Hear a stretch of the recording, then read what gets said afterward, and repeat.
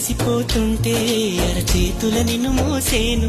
నువ్వు కథలు చెప్పమని అంటే మన కథనే వినిపిస్తాను.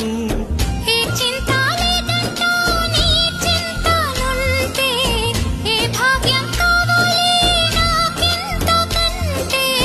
ఈ దొరసాని నాలివేణి ఇక లోకంలో ఏదైనా పోతే పోనీ.